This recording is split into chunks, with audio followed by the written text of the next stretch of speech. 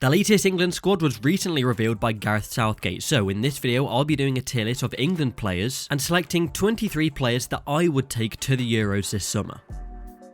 So just before we kick off with this, I want to thank you for the support on the channel recently. There has been a great amount of people subscribing to the channel, but if you could help me even more by subscribing if you're not already, we're trying to keep pushing in 2021, so please, if you could, click that subscribe button. And of course, it's very much appreciated if you do. So let's crack on with the tier list, and let's just go through the tiers that we've got. We've got 100%. We've also got you're in, so you're not like a 100%, but you're basically going. We've got just got in. The fourth tier we have here is outside chance, so players who have been good this season and maybe have been in previous England squads, but there are doubts as to whether they should go to the Euros this summer. And then the very bottom tier is watching from home. Unfortunately for these players, they won't be going to the Euros. I think it makes sense to get the 100%ers out the way. The people that are definitely going, they're obviously going. Harry Kane, the striker, he's obviously going to the Euros. As well as Harry Kane, in defence, you've got Harry Maguire, he's definitely going. I think Marcus Rashford and Raheem Sterling are also obvious picks. Another forward player in Jadon Sancho, who hasn't actually been to a major tournament, so this would be his first. Mason Mount is another player who didn't go to the World Cup, but he will be going to the Euros this season. And then the three goalkeepers I think is fairly straightforward. You've got Jordan Pickford, Nick Pope and Dean Henderson. Now my first 11 for the England squad I'm going to do in a separate video, and the goalkeeper situation is a very interesting one to discuss. Right now the current situation, Jordan Pickford is injured at Everton. He starts the majority of games for Everton, but throughout the season he has made a few errors. For England however, in recent times he's always been the #1 goalkeeper, but maybe that will change with Dean Henderson coming through at Manchester United. He's playing right now with David De Gea out the side, and he's kept many clean sheets over the past month. And Nick Pope at Burnley, season upon season, he proves himself as a top keeper. As I say, I'll make my final decision in my England starting 11 video, so another reason to subscribe to the channel and like the video to let me know you want to see it. From the people who are 100% going, I'm going to talk about the people that will be watching from home. First of all here I have Ainsley Maitland-Niles, who went to West Brom to get game time to try and push into the Euro squad. However, I don't think he's done really enough, and overall in the England squad there's many good players, so there's not really a space for him to come in. Next up is Newcastle United striker Callum Wilson. The situation with strikers is an interesting one, but there is many strikers in this England team that are just better than Callum Wilson. He has got a good goal scoring record, but the situation and debate between Bamford and Watkins is enough without including Callum Wilson. He'll be watching from home along with Conor Coady in my opinion. Now he is in the latest England call-up selection, but personally I think there's other defenders that should be in the England squad than Conor Coady. It's not exactly like Wolves this season have been the defensively solid team that we've seen in previous Premier League seasons, so for that reason I don't think there's too much of a debate to be had here. I think there's better centre-backs than Conor Coady to take. Another striker now, Danny Ings, I think he'll be watching from home. A great goal scorer in the Premier League, but I don't really think that makes him an England player to get into the Euro squad. And also looking at it from another point, I think there's players in this England squad that can offer more in their overall game than Danny Ings. You've also got Curtis Jones at Liverpool, another one that I think will be watching from home. I'll be honest with you here, I don't know too much about Curtis Jones. He's in and out of the Liverpool team. I don't really think there's much chance of him going. An interesting one next, and one that you probably wouldn't be expecting to say in 2018, but Dele Alli I think will be watching from home. For sure, definitely hasn't done enough in the past couple of seasons in the Premier League. Jose Mourinho clearly doesn't favour him as a player. Realistically, the only way he gets back into this England squad is if he moves to another club or another manager comes in at Tottenham. Previously, he was a really good player to include in this England squad with the link up of him and Harry Kane, but that hasn't been a thing in the Premier League for a while now, so Dele Alli is watching from home. Callum Hudson-Odoi at Chelsea, he's been given a bit more of an opportunity under Thomas Tuchel than he was under Frank Lampard, but even with this opportunity in the Chelsea squad, he hasn't shown enough, and so far hasn't really lived up to the hype that is surrounding him. In this bottom tier, I have James Ward-Prowse, but he has been called up to the latest England squad, and you know what he brings to the side, the energy in the midfield and the ability to press the opponent, also his ridiculously good set pieces from the edge of the box with free kicks, but I personally don't really see that as enough to take him to the Euros. A player who we maybe thought would have gone to this tournament is Joe Gomez, but with the injury troubles he's had at Liverpool, he won't go. He's the kind of player who's definitely got the potential to go to the next major tournament, which is next year, to the World Cup, but unfortunately right now and this season it just hasn't worked out for him. Another centre-back that won't go, but a player that I do like, is Lewis Dunk at Brighton. A really influential player for Brighton, but I don't know if he really makes the cut for the England squad. Potentially with the ability that he has from passing out from the back, but I do think there's other players that we can pick to play that same role. And then finally, the last player in this tier is James Tarkowski. Proven himself as a solid player for Burnley, but once again, like many of these players here, he doesn't make the cut for the England squad. That is all the players that I've got for the bottom tier, so now we get to some interesting selections. Next up then, we're going to cover centre-backs. So a player with an outside chance of going, and I did actually have them in my final 23-man squad, but I've just moved them to outside chance. That is Ben Godfrey. Now, like I say, I was very close to taking him, and the reason behind this is that he can play centre-back, but he can also play full-back. I've been really impressed with what I've seen from him in the Everton squad. He's still only 23 years of age, so he's got loads of time, and I can potentially see him going to the World Cup next year instead of going to the Euros this season. Depending on what happens, if there's any injuries to centre-backs who then can't go, Ben Godfrey I think is a really